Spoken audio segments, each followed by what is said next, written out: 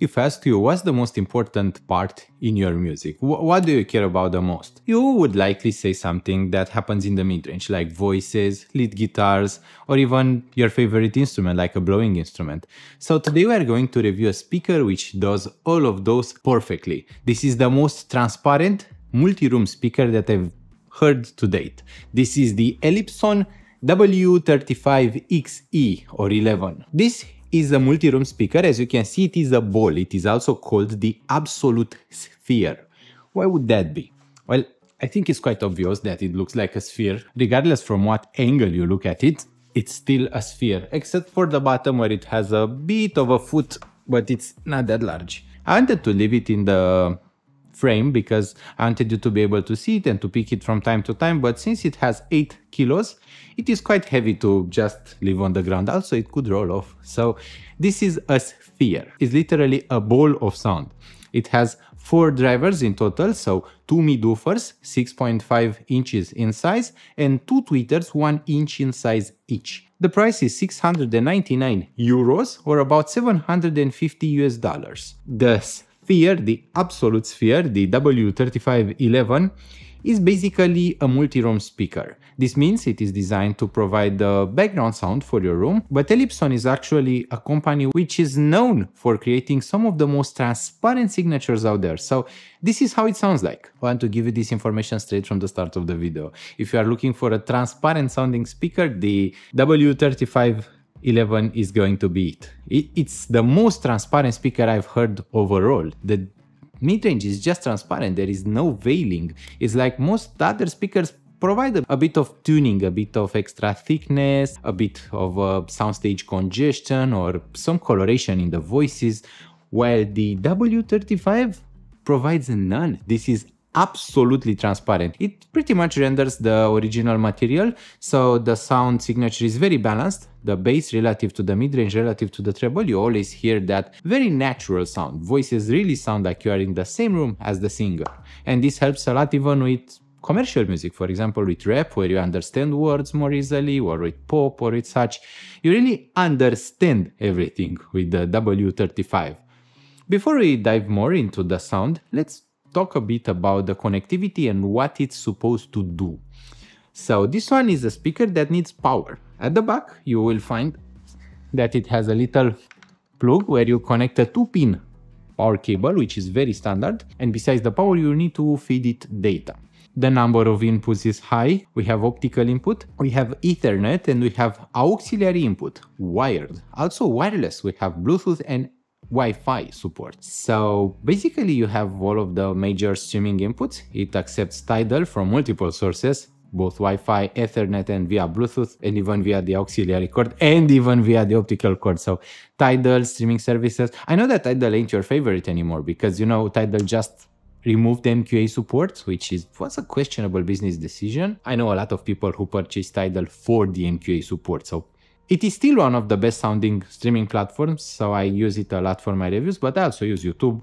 YouTube works with the W3511. It works through all of the inputs actually, because you can stream it via Bluetooth, you can stream it via the Ethernet wired input, you can stream it via the app, you can stream it via your smartphone playing music, you can stream optical because optical happens on your computer and then you can stream it too. So all of the inputs support YouTube and most other streaming services including AirPlay, Chromecast. There is plenty support for your streaming services, even internet radio through the internal app. The Elipson streaming app is actually quite good, very stable for me. I have noticed no issues with it. It tries to connect the speaker to a Wi-Fi network and that's about it. You can control the speaker. It is working.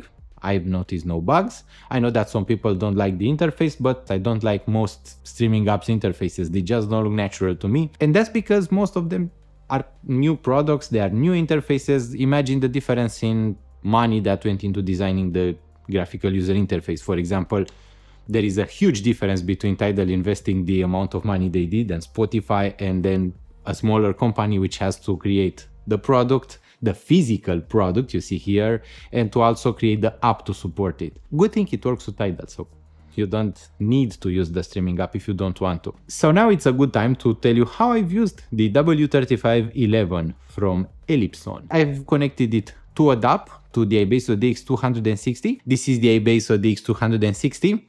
I was going to replace this segment with the iBass DX180 because I've used it as well.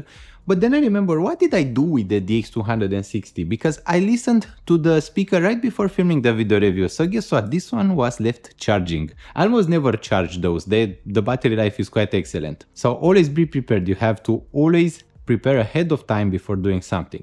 With the speaker, you don't really need to charge it because there is no battery inside. It always needs to draw power from the wall. And speaking of power, it doesn't draw quite that much. It doesn't grow hot during usage. It doesn't even grow warm, so it will always stay like a cool ball of ice. And I also connected it to my computer via an external USB sound card, which allows me to use optical, quite a long listening chain, but it works. In terms of sonics, the worst overall sound is via Bluetooth because there is some mild compression going on, both the dynamic compression and in resolution. The details are a bit cut out because that is Bluetooth, it's what Bluetooth does. And after it was the optical sounds good, but the sound card in my computer processes the sound slightly. Then the wired input, especially via the line input, because I've used this bad boy here as a DAC amp, so it provides a very clean signal. And then the Ethernet and the Wi-Fi inputs, those sound almost the best. And then the Wi-Fi and the Ethernet, they sound the best because then you stream the data directly to the speaker.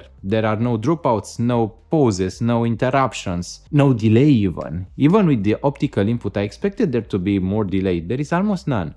There is a bit of a skipping in the first half of a second to a second of a song after you start playing, after a pause, but I can't really say if that happens because of the speaker or because of the sound card, the Creative EA9. I have to investigate further what causes that pause, because it may as well be the sound card.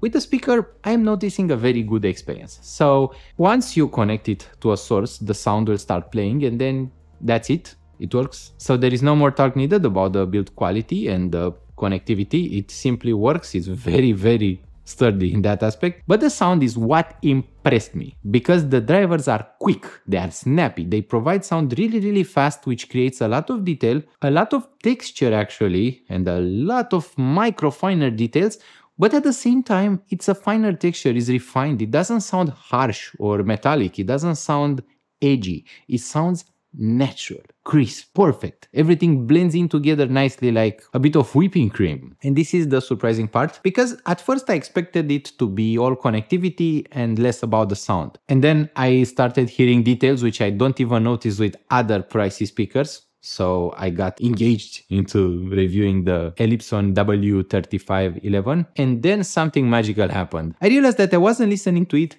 in center. I wasn't even listening to it off center. It was somewhere in my right side and I was listening to it and it still created soundstage, stereo separation and even excellent layering at that. So the lateral dispersion is what I would call excellent. This means you don't have to place the speaker right in front of you for it to sound correct. You can place it somewhere in a cone of about 150 degrees. So it's very wide, the cone from which it will sound excellent. Of course, perfect will sound right in front of you, but that's not doable since it's such a large sphere, and regardless where it is positioned in the room, it will still sound awesome. The soundstage won't really sound bad and it is able to fill a room which is quite large. So this room is 5 by 4, so it's about a 20 square meters room, also quite tall, about 3.5 meters in height. So it's a large room and it's able to fill the room entirely. It's also acoustically treated and I've noticed that it prefers an acoustically treated room for the best sonics. The sound is really holographic, wide, and the instrument separation is insanely good. It's just insane how good that can be, how good the resolution of the drivers can be. Of course, the bass is where it lacks because 6.5 inches is not a very large size for bass drivers or for mid-woofers. So the bass rolls off at about 50 Hz. It does improve with time, so after you purchase it, it improves slightly over about 100 years over about 100 hours of burning. So after about 100 hours of burning, the drivers loosen up and they create bass a bit deeper. It should reach 50 Hz, but it's not a very powerful bass. It's pretty linear relative to the treble, relative to the mid-range. Everything is like almost a straight line. Very transparent, so it's colorful. The sound is not colored. There is no tuning that it forces onto the song. The mid-range feels a bit more forward since I'm typically used to V-shaped signatures. The Elipson sounds quite a bit more forward in the mids. I get a very forward voicing, so the forward voices in each song are presented very close to you, almost intimate, even if it's not sitting in front of you. Then the background instruments are pushed a bit more forward, but they are presented in a wide space, which creates a very holographic presentation, good layering and good resolution. Everything just sounds natural and transparent.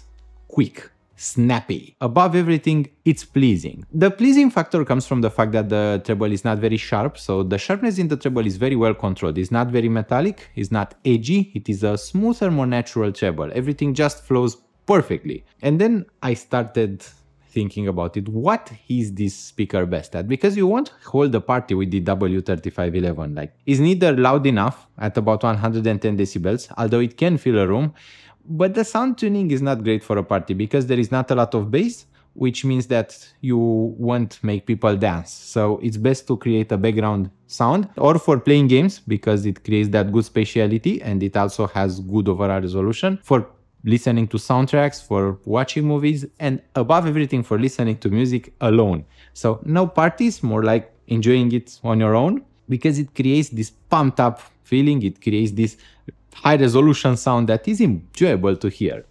At the end of the day, I hope that if you decide to go for it, it will satisfy your search for resolution, clarity, and for music. For me, I think it's a very pleasing speaker. It's not necessarily a Bluetooth speaker. I prefer it how it sounds like wired, but it's a single speaker that creates a stereo sound, which is interesting. It's also quite nice in the design. This is one of the best looking speakers, almost like a football. And above everything, if you are having fun, you're doing this hobby correct. Don't let anyone else tell you otherwise. Just do everything that makes you enjoy music and enjoy life. Thank you so much for watching, and we'll see each other really soon. Bye bye.